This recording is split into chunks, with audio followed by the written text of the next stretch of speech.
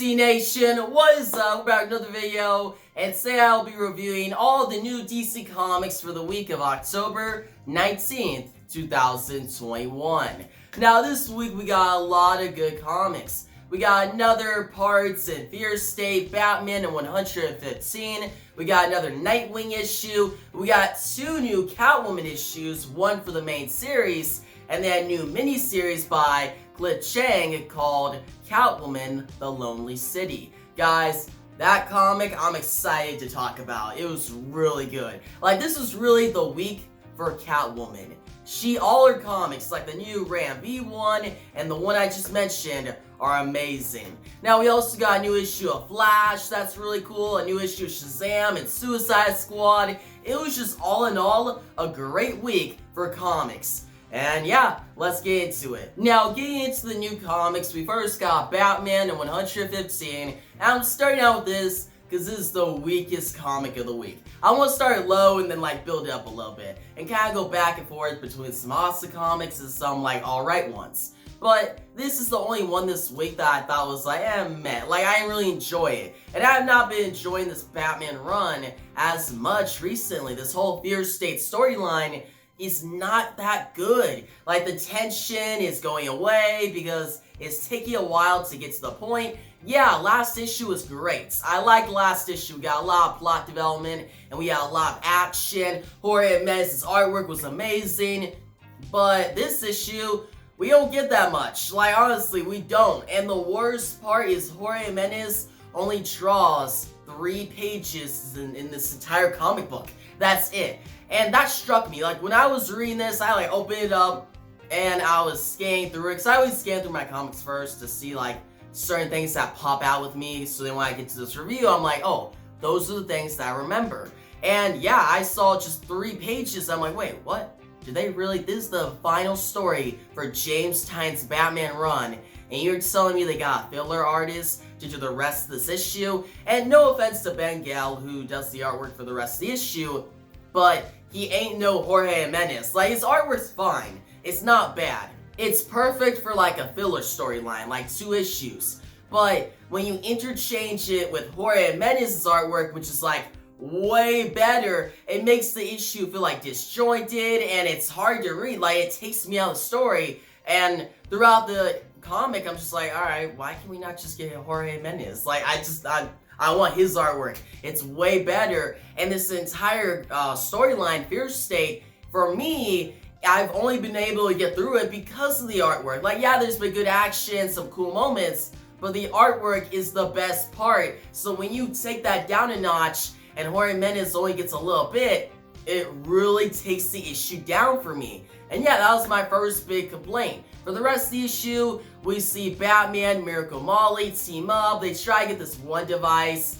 It's just, they're James Tynion's trying to set the conclusion, and it's alright. It's nothing big. We also get some background on Master Wise, who is actually an inmate of Arkham Asylum once before, and he was Dormouse. So that's kind of interesting, but still not that great. Oh, and guess what? Peacekeeper 01, Sean Mahoney, yeah, he's the key to Scarecrow's victory. He's still going crazy, and actually his subplot are the only pages that Jorge Jimenez has. The rest of the comic with Batman, Miracle Molly, Master Wise, Poison Ivy, Simon Saint, all drawn by Ben Gale, a different artist. Speaking of Simon Saint and Poison Ivy, they're now going up against each other. Because Simon Saint's oh, she's a threat, we gotta take her down. And he sends the magistrate to where Queen Ivy is. So that may be that now we're gonna get an awesome action sequence next issue, which could be exciting. But for this issue, it's just a couple build-up, some Queen Ivy scenes, and a cliffhanger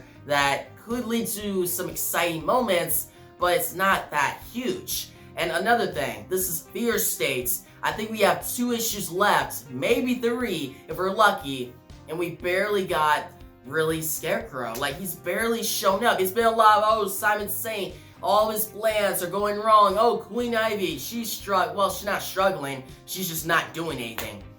I bet you guys, they're gonna end this storyline with, oh, we can't stop Scarecrow, and then Queen Ivy's gonna come in and she'll be that one character that wraps it up quickly. If they do that, that sucks, but I'm pretty sure that's where they're heading. So yeah, guys, not a good issue. I don't recommend it. I hope this storyline bounces back next issue, but I'm not gonna wait on it. I'm not. I'm more excited for Joshua Williamson's Batman run coming in a couple issues. Next up, we got Batman Secret Files Peacekeeper 01 #1. It's a one-shot, a longer issue, and it's alright. The artwork in this issue is actually really cool. We get one cool sequence where Sean Mahoney, Peacekeeper 01, is attacking these cars on the road, and you see him just taking down these cars. It's super dope, it's illustrated and depicted very well, and I liked it. So yeah, the artwork, it's stylized. I know some people may not like it, but for me, I actually liked it. For the rest of the issue, we see Sean, he's dosed with fear talks, he's going crazy through Gotham City. We see some flashbacks about his father and how his father sucked. Basically his father treated him not that well. And we find out about this connection, how the Mahonies connect to Commissioner Gordon and the GCPD, which I thought that was actually kind of interesting. You just see how Sean, he has that mindset of going against Arkham inmates, and he's a little on edge. Well, I don't blame him. His whole childhood, his father was always on edge and pushing him in the wrong direction, and this comic shows that. We even have a part where Mad Hatter, what happens is Sean is a little kid, he goes on a field trip, and Mad Hatter, he shows up, and he mind controls all the kids and makes them steal things, makes them into thieves. So then Sean gets out of the situation, the cops show up, and he's alright, and instead of his father showing up hey, you okay? This, not Scarecrow, but Mad Hatter, he controlled you, I can help you out. No, his father shows up and is man, you piece of crap, why are you making me look bad? Think about that, guys, that's terrible. It shows how Sean goes from a regular kid who's just trying to make it through Gotham to this man who, he's against inmates. He wants to beat them up. And later in the issue, you see him beat up Mad Hatter, badly. And Sean, he just goes down this darkness, he's just going down this path that's not good, and it's led him to now being dosed with fear toxin, and he thinks he's a savior for Gotham, but he's just causing more harm. I like it. It's a good storyline. This is actually the best depiction of Sean Mahoney, aka Peacekeeper 01. And what sucks is his character will probably never show up after Fear State, but now I'm starting to like him. So yeah, guys, if you like Peacekeeper 01, Sean Mahoney, I highly recommend this issue. It's not an awesome issue, it's just a good issue. It's decent, I like it. And the artwork may not be for everyone, but for me, I liked it. So yeah, I recommend it, guys. Next up, we got Nightwing #85. This comic, it's alright, it's fine. This is part 2 to this Fear State tie-in, and this entire issue, which is Nightwing and Barbara Gordon, aka Batgirl, go up against the Seer, aka Anti-Oracle. We also have appearances like Tim Drake and the Batgirls. Actually, at the end of the issue, the Batgirls are supposedly dead, Cassandra Cain and Stephanie Brown, but we know they're alive because a backup story in Batman #115 shows them alive. So they didn't die, it's just a quick, shocking page, but the rest of the issue is actually really good. I like it. We see this relationship between Nightwing and Batgirl as they team up in the past and the present. You see Robin, Batgirl, and now Nightwing and Batgirl, that evolution. I like it. It's well done. Tom Taylor does a great job here, pacing the story. We get an awesome sequence where Batgirl gets a dose with fear toxin, and she sees Dick, Nightwing, die again, gets shot, he almost gets killed, and she cries and she goes against him. You see Nightwing and Batgirl fighting against each other, but then Tim Drake saves them. And then you see Nightwing and Batgirl actually hook up at the end. So Tom Taylor is doing it slowly, but slowly bringing back the Nightwing and Batgirl relationship. And it's not rushed. I like it. It's good. Now, is this issue essential? No, it's just a Fear State tie-in that not as much happens. It's just, okay, cool action, stylized artwork that I actually liked, and yeah. If you've been liking Nightwing and you liked the last issue, I recommend it. But if you're trying to save some money for other comics, this one may be the one to drop because it's a very skippable issue. Now, the next comic on our list is Catwoman number 36. I had to look up really quick. I wasn't sure if it's Catwoman number 35 or 36. Now, this is another Fear State tie-in, and this issue, we see Selina Kyle team up with Killer Croc, Firefly, and you have all these different villains teaming up with her against the magistrates and this villain, Right Witch. Yep, this character that showed up earlier in Ram V's Catwoman run. She's a very cool character, badass. She shows up, fights against Catwoman. We get some cool action sequences. The pace of the issue is well done. The artwork I actually really like. We get some cool splash images that got me hyped. Also, Ram V, I know this is just obvious, but he writes Selina so well. He shows her motivations, her mindset, and I really like it. By the end of the issue, things start to wrap up. You get a very interesting cliffhanger that I'm intrigued to see more of. I'm excited for the next issue. Ram V is closing out his Catwoman run on a high note. And you would expect this because this is a Fear State tie-in, tie-in to an event that I'm not really enjoying, but the issue is still good. It just shows how great of a writer Ram V is. So yeah, if you've been enjoying Catwoman, if you liked the last issue, I highly recommend this one. Now guys, let's get to my favorite comic book of the week, Catwoman, The Lonely City, number 1. Written by Cliff Chiang, this is a masterpiece first issue. I really enjoyed it. It really feels like Catwoman Dark Knight Returns style. Really, you see an older Catwoman, Selina Kyle, she gets out of prison, she returns to Gotham, and you see Harvey Dent Two-Face. He's now running for mayor because after Batman died, we'll get to that in a sec, Two-Face decided, no, I'm not going to be a bad guy anymore. I'm going to try to save Gotham City because that was his original plan. He was Harvey Dent, DA. He tried to save Gotham. He then became Two-Face, fought against Batman, and they're both clashing. But then Batman died, and Two-Face realized, you know what, he actually helped me, and now I'm going to be a hero. And Gotham, you'd think, oh no, why would they go with a villain who killed a bunch of people? No, actually, he saved a couple people and started getting his reputation back up. Now, me, if I was assistant, I would still not trust him, but here it shows him going up the ranks. He's going to become mayor, and it's very interesting. We also see other characters like Penguin, who has an iceberg island now, and he flies Selina out on a helicopter. We also see that Bruce, Alfred, and Dick are all dead. There's one sequence where Selina shows up at the graveyard, and we have this one soldier who works for the government and works for Gotham, trying to keep it safe and keep order. He follows Selina throughout the issue, but every time he almost gets her, she gets away. And one of these sequences, she gets to the graveyard, the cemetery, and she's just looking at the graves of Batman, Nightwing, and Alfred, people she once knew. And we also see her return to apartments, and the only person left, well, not a person, but a cat. Yeah guys, the only thing she has left is a cat. But it's a really nice sequence. And I'll say one thing, the artwork by Cliff Chiang, guys, Cliff Chiang does all of it, all the work in this issue, which is remarkable. The fact that he can do all this and deliver such a good product, you can't say nothing bad yet against him.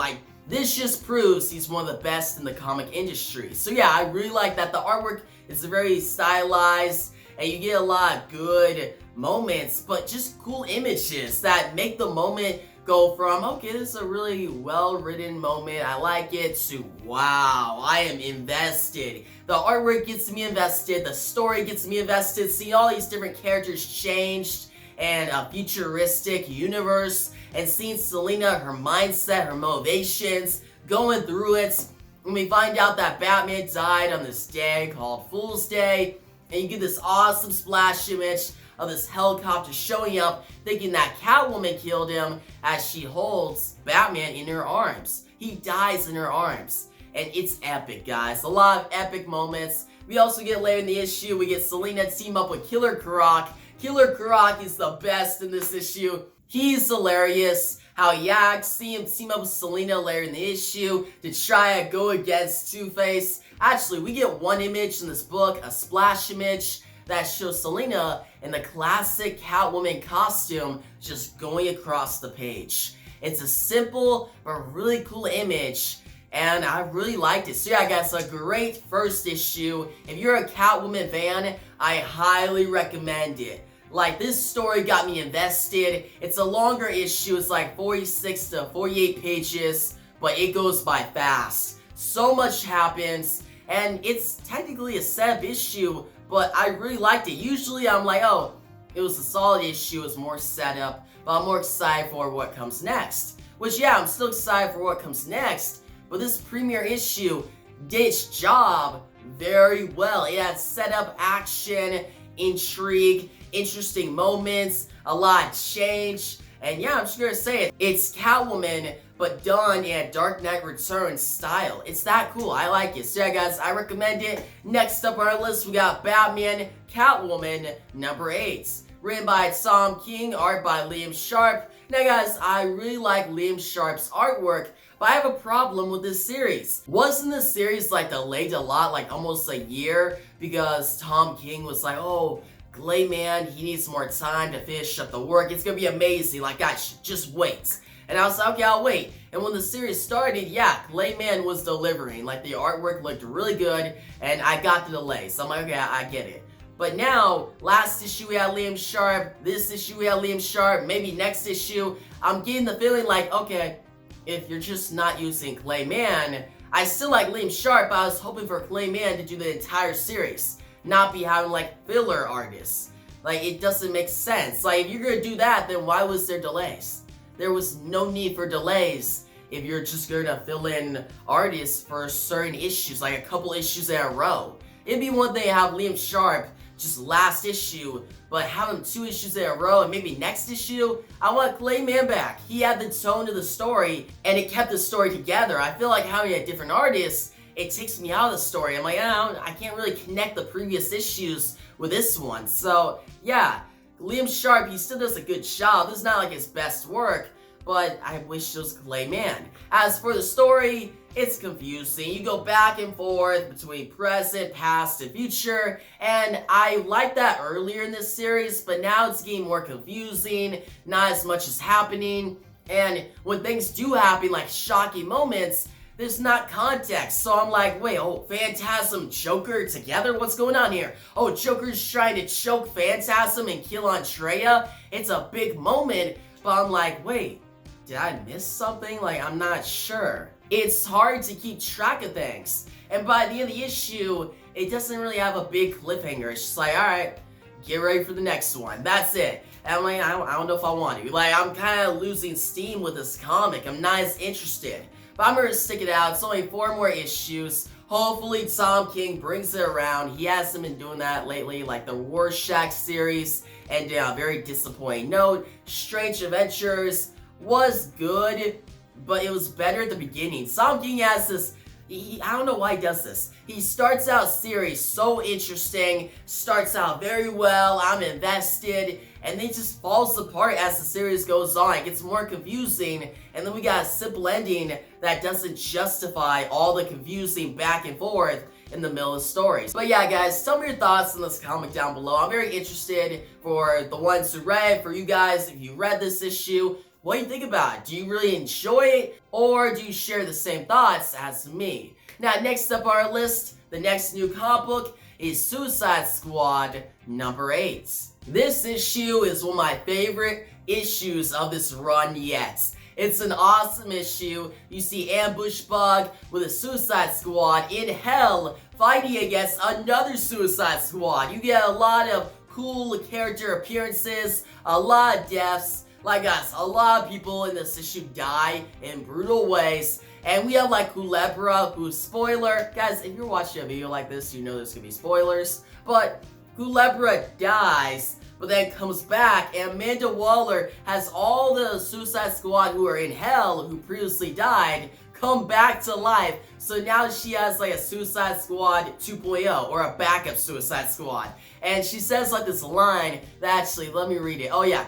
Even death can't get you out of the Suicide Squad. That's just such a good line, and it got me hyped. Like, I was like, that is cool. That's just so Amanda Waller. We also got Talon with his subplot. He's working with Rick Flag on the outside, but he's still in Belle Rev. He's still under Amanda Waller's control for now. But Talon, he's doing his thing. He's actually working with a doctor who's against Amanda Waller. But guys, let's get to the action in Hell. We see Ambush Bug. He's breaking the fourth wall at every moment. It's funny, it's engaging, and we also got certain characters like Superboy, Nocturna. They get great moments, and I like it. But that's not the best part of the issue. It was fun. Like Bloodsport, all these characters fighting Hell, awesome.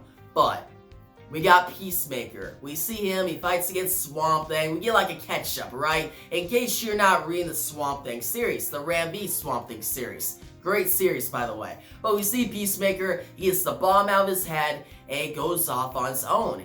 But not for long. At the end of the issue, you see Rick Flag show up and recruits Peacemaker into his own Suicide Squad. We got Rick Flag leading his own Suicide Squad that has Peacemaker, Cheetah, Cheetah, I did not expect that, Mirror Master, and a freaking Parademon.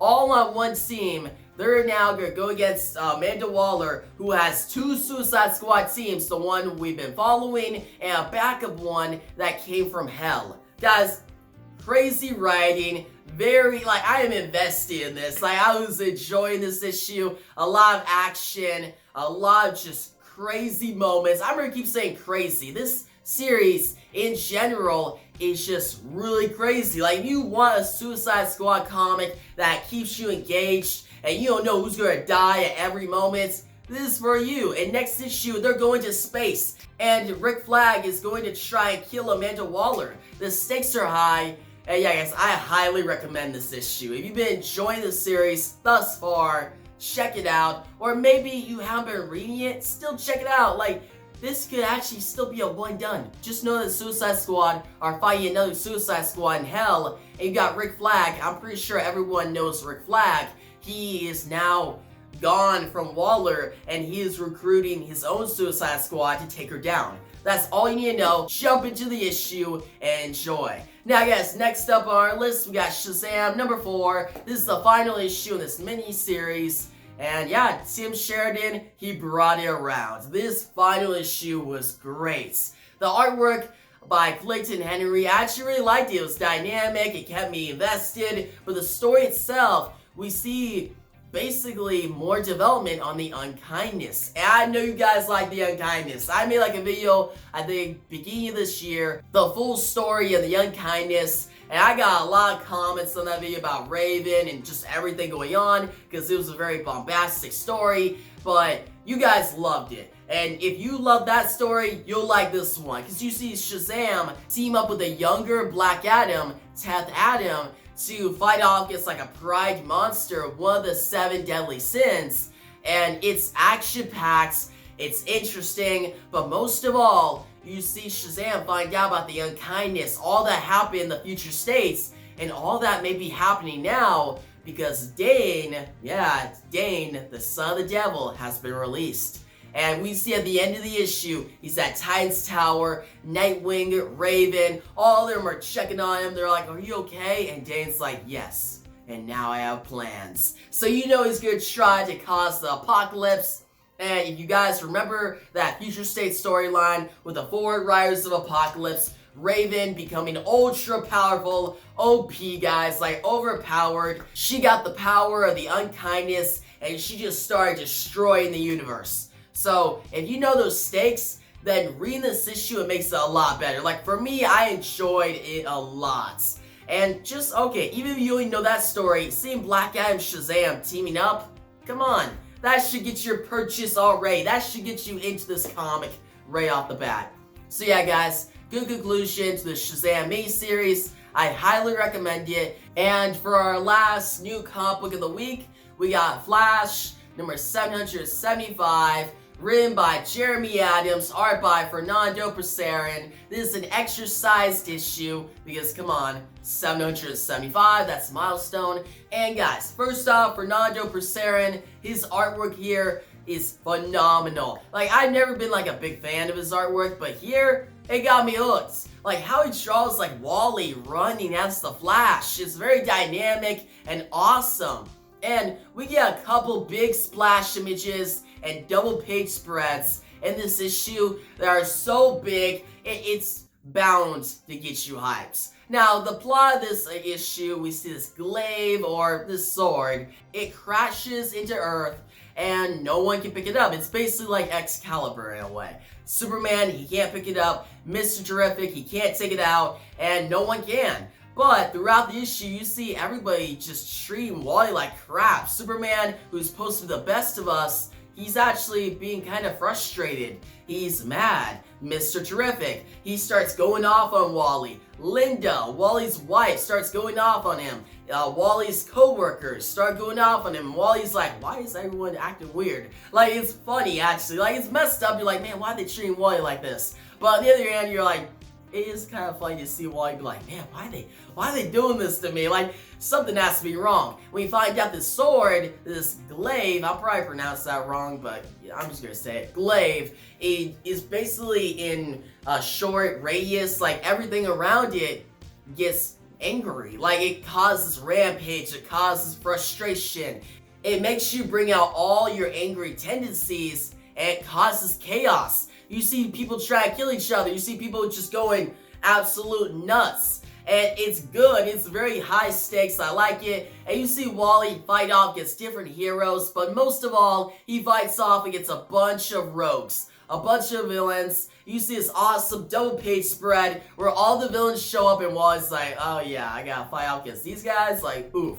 You see Giganta, Weather Wizard. You also see, what other villains we got? Oh, Trickster. You also got Rainbow Raider, you got King Shark, Monsieur Mala, like so many villains here. And when I saw this, it went from, oh, this issue is pretty cool to, oh my god, this is one of my favorite Flash issues in a while. And Wally shows how powerful he is, how great of a Flash he is when he takes down all of them. And he ends up fighting against this villain, Starbreaker, who has this power of the sword. He actually takes it out, guys. And then he like escapes. He's like, we'll fight again, Wally. And Wally's like, I guess that's a win. Like, everybody's back to normal. It's all good. But then we get a hook. We see Dr. Fate. He pulls Wally into another dimension. And he's like, what just happened just pretty much set a path that can threaten the fate of the universe. The universe needs saving. So next issue, we're gonna see Flash, Wally West, teaming up with Dr. Fate. And it's supposed to be a very meta issue. That's what's promised as. And I'm excited. Jeremy Adams has been delivering ever since he started this Flash run, and he just doesn't miss. And this issue is no different. It's almost like a masterpiece issue. I really enjoyed it. If you're a Wally West fan, or just a Flash fan, or you just want a really action-packed, plot-heavy issue, this is for you. Like, you'll really enjoy it. I highly recommend it. But yeah, guys, that's gonna close out the new comics of the week. But now, we got a back haul pull. The back haul pull for this week is gonna be Batman and Catwoman, Trail the Gun, issues number 1 and 2. It's a short mini-series, but it's awesome, guys. I really like it. It's written by Ann Nocenti and art by Ethan Van Sciver. Guys, the artwork in this issue, or these 2 issues, is phenomenal. Like, for how, it's not that old. I think it came out early 2000s, but I had my collection in my physical copies, and I read it. I really like this comic. It's one of my favorite Catwoman stories. And since this week is very Catwoman heavy, we got a new issue in the current series, and then a new mini-series that's awesome. I wanted to recommend some Catwoman stories, and this is the one that I picked out. Yeah, you got Batman this. Obviously, he is good. You get some good Batman and Catwoman interactions. You also get some good Selina Kyle moments as Catwoman when she's just going through the night. And I like it. Like, Ethan Van Sciver, how he draws Catwoman, and then how Ann Nocenti depicts Catwoman. It's well done. It's a good story. And basically, the plot is Selina, she wakes up, and a bunch of dead people, dead men are around her, and she can't get the picture of a gun out of her head. She tries to find out what happened. How did it lead to this?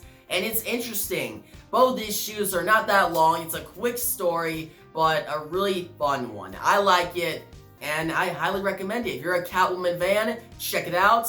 If you just want to see Batman and Catwoman going back and forth, like here's another cover. Like both issues have covers of them teaming up.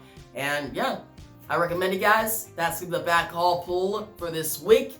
And tell me your thoughts on that comment down below if you read it. If you guys read Batman, I was about to say it's just Catwoman, but Batman, Catwoman, Trail the Gun. If you read it, tell me your thoughts down below. Did you enjoy it? What was your favorite parts? Or did you dislike it? I want to hear all your thoughts on that and the new comic books of this week. And if you like the video, give a big thumbs up. New channel, make sure to subscribe. Hit the notification bell so you don't miss out on my next new DC comic books review video. And yeah, thanks for watching, and peace out.